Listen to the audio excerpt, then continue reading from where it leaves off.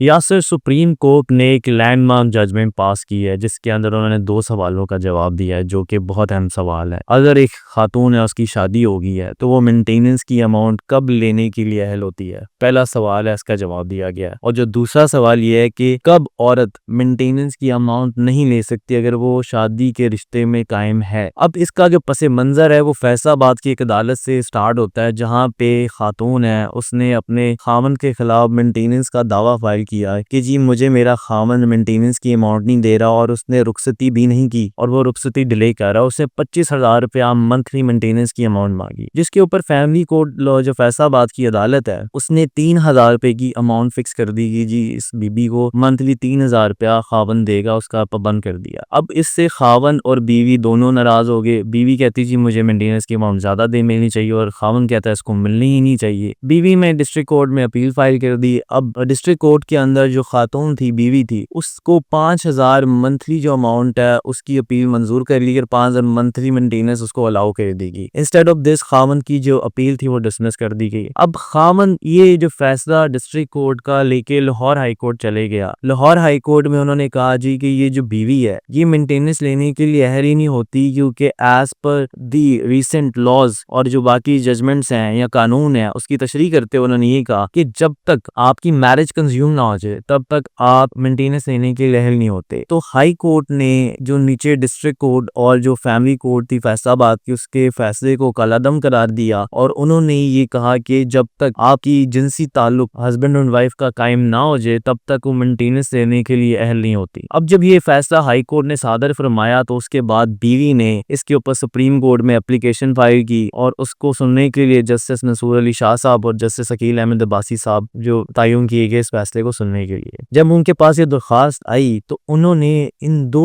अहम बातों का जवाब दिया। जो सवाल हमने स्टार्ट में आपको किए कि बीवी कब मेंटेनेंस की अमाउंट लेने के लिए अहल होती है, तो उन्होंने सबसे पहले तो ये बात की कि देखें अगर तो बीवी मेंटेनेंस अमाउंट लेने के लिए बात कर रही है तो इसके अंदर आर्टिकल 14, आर्टिकल 25 और आर्टिकल 35 और constitution Islamic Republic of Pakistan को उन्होंने मलूज़े खातिर लेके आए, मोहम्मदन लॉ और बाकी जो जुरिस्प्रूडेंस है इस्लामिक फिक्का उनको सामने रखा। उन्होंने कहा देखिए अगर ये जो बात आप कर रहे हैं जिनसी ताल्लुक, ये एक प्राइवेट मैटर है, राइट ऑफ रिस्पेक्ट और राइट ऑफ प्राइवेसी है जो आर्टिकल 14 के अंदर बात करते हैं। अब ये बीवी के लिए एस्टैब्लिश करना अदालत के अंदर की जी उसका जिनसी ताल्लुक उसके खाउन के साथ कायम हुआ या नहीं हुआ, ये बहुत ही पर्सनल मैटर है, इसको आप इस तरह अदालतों में नहीं घसीट सकते। देयरफॉर जब से शादी निकाह नामे के अंदर डेट निकाह नामा हो गया, आपका शादी हो गई है, उसके अंदर तारीख लिख दी गई है, तो तब से आपको मेंटेनेंस की अमाउंट मिलनी ही चाहिए। उसके अंदर आप ये नहीं कह सकते कि जी मेरा जिनसी ताल्लुक कायम हुआ है, मैरिज कंज्यूम हुई है, देन मैं इसके अंदर मेंटेनेंस की अमाउंट लेने के लिए अहल होती हूँ। तो उन्होंने हाई कोर्ट का जो फैसला है वो कालादम करार दे दिया और नीचे जो डिस्ट्रिक्ट कोर्ट था उसको उन्होंने अपहेल्ड किया कि जी आप 5,000 रुपीज आपको पर मंथ मिलेंगे ही मिलेंगे, ठीक है। और उसके अंदर दूसरी बात का जो जवाब है वो भी दिया क्योंकि वो फैमिली लॉस के रिलेटेड बात कर रहे थे। तो उन्होंने कहा देखें जी सबसे पहली बात तो ये है कि जो मेंटेनेंस की अमाउंट तो आपको मिलनी है जब से आपका निकाह हो गया, उसमें रुखसती हुई नहीं हुई या आपका जिनसी ताल्लुक कायम हुआ नहीं हुआ, अदालत इसकी तरफ नहीं देखेगी। आपकी शादी हो गई, आपको मेंटेनेंस की अमाउंट मिलना शुरू होगी और टिल द टाइम ऑफ इद्दत टाइम पीरियड, जब तक तलाक नहीं हो जाती है, तलाक हो जाए तो इद्दत टाइम पीरियड तक आपको मेंटेनेंस की अमाउंट मिलनी ही मिलनी है। ये उन्होंने पहले सवाल का जवाब दिया। अब दूसरी बात यह है कि मेंटेनेंस की अमाउंट बीवी कब लेने के लिए अहल नहीं होती। देखिए बीवी जो मेंटेनेंस की अमाउंट लेने के लिए कब अहल नहीं होती, उसके अंदर इस्लामिक जुरिस्प्रूडेंस है, मोहम्मदन लॉ, जिसके अंदर जवाब दिया गया है कि अगर बीवी नाफरमान हो जाए और शोहर के साथ इज़्दवाजी ताल्लुकात कायम ना करना चाहे और विदाउट एनी रीजन वो अपने माँ बाप के घर जाके बैठ जाए तो फिर शोहर उसको मेंटेनेंस की अमाउंट देने का अहल नहीं है। बट इसके अंदर भी कुछ एक्सेप्शंस डाली गई हैं, इसके अंदर भी कुछ कैटेगरीज डाली गई हैं कि बीवी किन वजूहात की बेसिस के ऊपर अगर माँ बाप के घर पे बैठती है तो वो मेंटेनेंस की अमाउंट ले सकती है। फॉर इंस्टेंस अगर वो जाती है कि जी मेरा शोहर मुझे नामुनासिब रहाइश दे रहा है, मेरे पर जबर कर रहा है, जबरदस्ती कर रहा है, मुझे मेरा महर अदा नहीं कर रहा, मुझे ट्रैवल करने के लिए इजाजत नहीं दे रहा, मेरा वीजा उसने कब्जे में कर लिया हुआ और इस बुनियाद के ऊपर अगर वो अपने माँ बाप के घर पे जा रही है तो वो मेंटेनेंस की अमाउंट लेने के लिए अहल होती है। और ये एक शोहर की जिम्मेदारी है कि वो अदालत में ये साबित करे कि जी मेरी बीवी विदाउट एनी रीजन वो घर जाके बैठी और मैट्रिमोनियल ऑब्लिगेशंस फुलफिल नहीं करना चाहती और ये जो रीजंस हैं जो डिफाइन की गई हैं और इनके ऊपर वो पूरा नहीं उतर रही, ठीक है। देयरफॉर आप उसको मेंटेनेंस की अमाउंट ये नहीं देंगे, आपको मेंटेनेंस की अमाउंट नहीं देंगे। अगर वो कहती है कि जी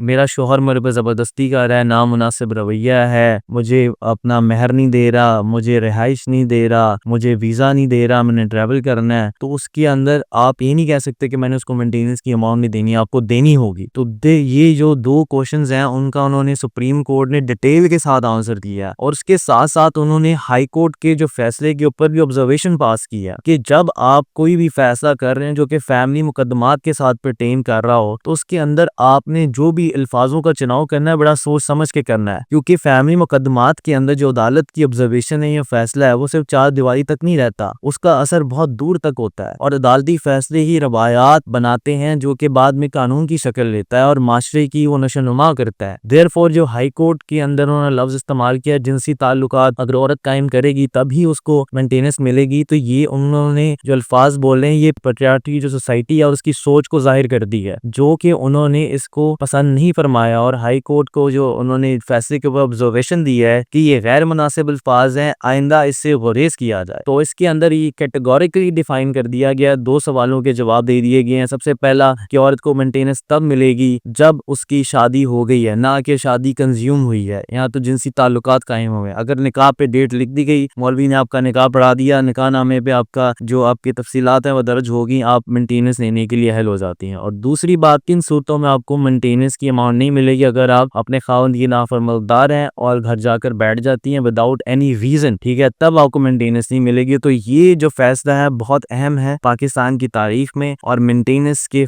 जो केसेस हैं उनके हवाले से।